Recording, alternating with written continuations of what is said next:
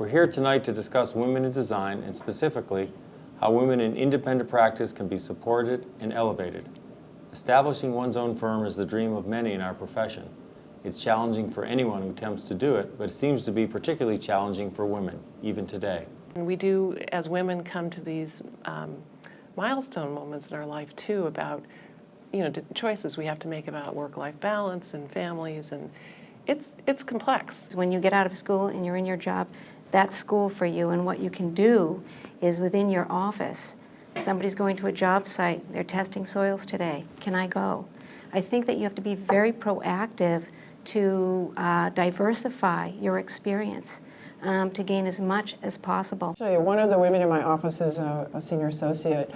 We call her the Velvet Hammer, and she has this wonderful way, and sometimes women actually have an advantage of being non-threatening in a sort of, two guys, like the testosterone thing, and being firm, but yes, there's like a big smile, but there's like, you know that you're not going to get beyond that. And she's been very effective at getting contractors to do things in a very nice way. And so finding those mentors that you really have a connection with is critical. And then just being able to see how they have evolved their career and how they participate in the community, what opportunities they take in their own work and life to make a presence known. For a woman to mentor another woman, there of course is the work. There's the politics of the office. There's the balance of families. It's a complex proposition to work full-time and to balance all of these things. I think people need to stay engaged, even if they take out time to have a family and do other things.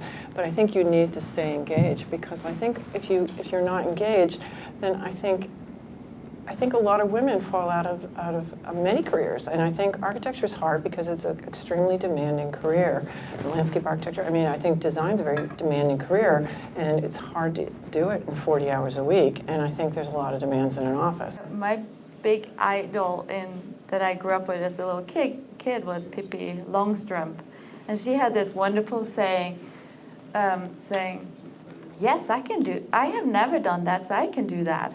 And I think it's something we all should live by.